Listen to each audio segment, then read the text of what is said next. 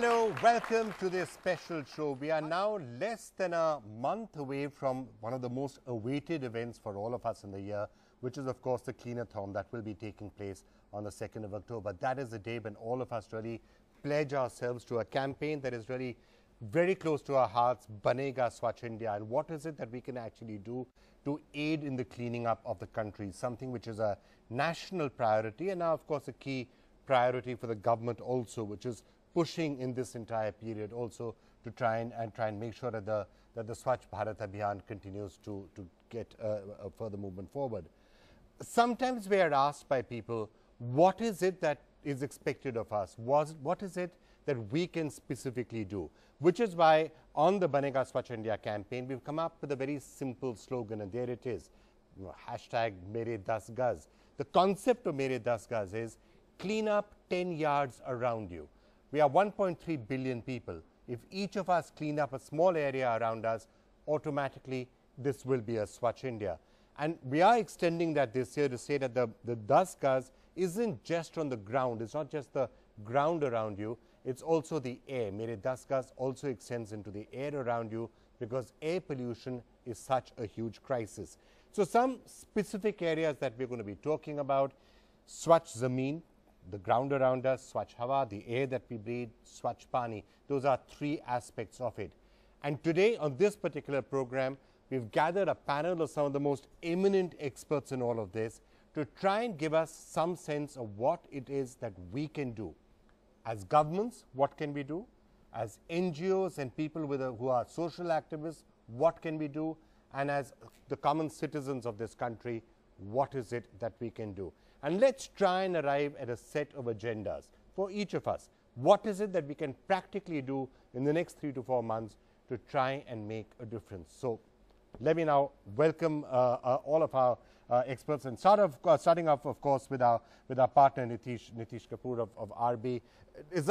Did I just sum up accurately what we are trying to do this year in the campaign? Yeah, I think so. And I think, Vikram, what we've done in the last 12 months is to focus this on individual action. Right, so there are governments and there are institutions, and they have great programs around behavior change and infrastructure. But like you said, there are 1.3 billion people in the country, and if every one of them were to do something, I think the movement would of course be much bigger and it would sustain for a longer period of time. So you're absolutely right. It is about what is it that an individual can take responsibility for. Right. Nitish, before I introduce the experts in, let's try and get active agenda items. This campaign has now been running for 3 or 4 years and it's had a lot of success. And it's had various different facets to it, from fundraising to the building of toilets to focusing on iconic tourist places that can be cleaned up. It is something which has to keep on evolving. And then last year, of course, we introduced Mere 10 Gaz for the first time. Yeah, and I think that like I was saying, the way to make this is not, by the way, an effort that is going to finish in another year or two. I mean, we know how deep set the problem is, and maybe it's going to take another 10, 15, 20 years, maybe a couple of generations. And the way for India to be really fully clean is for everyone in the country to keep doing these things for a really long period of time. And I think that from now on, the agenda really has to be to make sure that everyone is very clear about what is it that they can do. Right? I mean, like you said, everybody wants to do something, but what is it that they can do? And, maybe the experts will help us. What is it that they can do? And I'm going to eventually try and break this up into each of those things: Swachh Zameen, Swachh Hawa, Swachh Pani, and find action items for each of them. But if I wanted to let's just start off by trying to put some ideas on the table. Specific, concrete steps and what can be done. I'm going to introduce our experts one by one. Anumita Roy Chaudhary is with us, Executive Director, Research and Advocacy, Head of Air Pollution. We've done a lot of work on CAC, perhaps one of the top experts on air pollution, and we should be conscious of the fact it is September. 2 months from now, we're going to be sitting here and saying there's a crisis on our hands with air pollution. It's a predictable crisis. We should be doing something about it from now. Dr. Damodar Bachani is the Director at the Center for Environmental Health, Public Health Foundation of India. It's great to have you with us. Dr. Shamla Mani, Professor Waste Management and Environment Health at the National Institute of Urban Affairs. It's a pleasure to have you with us as well. Arundhati Muralidharan is at WaterAid India. She's managing policy in health, nutrition, and also looking at schools there. Chitra Mukherjee is the Head of Programs and Operations at Chintan, which of course have been doing a lot of excellent work in this entire area. Let me just go to all of each of you one by one. Specific individual agenda items. If you had to pick 2 things that we should try and do in the next 4 or 5 months, what should they be? So individual decisions at our own level and within that 10 yards that you're talking about in a neighborhood, that's where we're looking for that action. There's a whole lot of things that we can do. First of all, we really need to know where our waste is going and if we can minimize that. Because the same waste, when I'm looking from air pollution, that the easiest way to dispose of that is to burn it. Now, if we minimize the waste at a household level, where we are reusing our waste as much as we can, minimize the waste generation, and then keep an eye on the neighborhood and see that if anyone is burning waste, then we really have to name and shame. At the same time, there's a construction activity happening all around us, and there are guidelines today of the government that what is the checklist of dust control.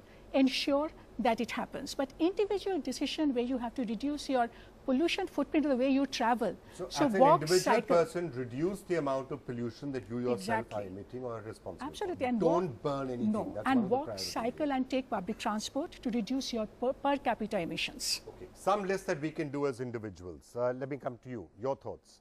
Well, taking air pollution again, the household air pollution in rural areas, the emissions are of different nature, whereas in urban areas they are different. I feel in the rural population, the most important thing should be, if you are using the biofuels, first an attempt should be made to replace it with cleaner fluids. But till such time you have it, let us say LPG or electric appliances, at least use it open area kitchen, rather than in the same household they are burning the biofuels and also sleeping in the same room, the mother and the kid in the For same your room. own, the sake of your own lungs, don't sleep in the same area Exactly, as you're and burning. cook outside if the weather permits. Similarly, in the urban areas, we forget that besides the other air pollution sources within household, in urban areas, in allied families, we use mosquito coils, we use agarbattis and dhoops, which are major sources, and indoor smoking. If you are, you should not be smoker, but if you are still Burning mosquito coils and others Yes. for health is also damaging. very damaging, worse than even tobacco smoking, because the concentrated smoke comes out of it, and many people do not realize this. Okay, some thoughts that each of us can do. Yeah, I would like to stick to the waste aspect, like what Anumita was saying, reducing the waste.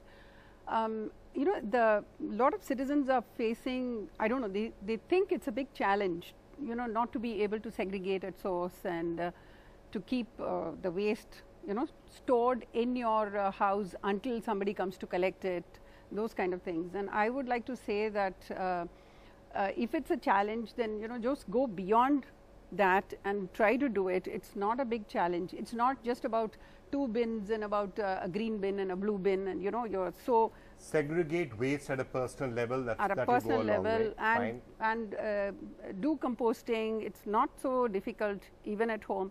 It's a bit of a challenge, but it's exciting, it's adventurous. Why don't you really try and do it?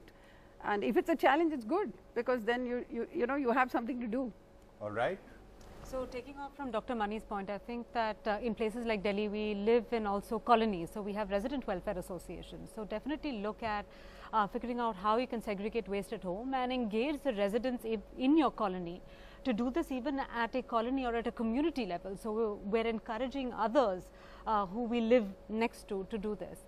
The other big issue is also that we see, at least in a place like Delhi, many households use RO water. Not every place or area in Delhi requires the use of RO systems, and RO systems are quite exploitative of water and heavy water wastage. So we should also be aware of which areas really require it and which areas we can do with a regular AquaGuard kind of filter. All right. One point from you, and then I'm going to try and club all of these into items which we can sort of start scribbling down on a graphic as we go along. Well, we work in the field of waste management, municipal solid waste management, and I would like to, of course, reiterate what they say about reduction, of course, and segregation. But more importantly, I think all this actually ties on to the thing that we should be looking at decentralized models. I mean, clearly centralized models are not working. So at an individual level, when we say mere 10 gaz, it means that you look at a model where you can actually control your waste, take responsibility for your waste at your level. So segregate, compost, use your rack picker who comes to your door. We call them waste pickers, we give them a little more dignity. But please use these people. Their livelihoods depend on the waste that you are giving out. So I would say RWAs and everybody should work much more closer with waste pickers, because they are the ones who are going to provide a solution to all this. Okay. I'm just going to try and now club all of these into individual. I think a very important point that we have left out is water. And which is that we have to conserve each and every drop of rain that falls in the neighborhood, and also decentralize sanitation to reduce the sewage load which ultimately is flowing down to our river.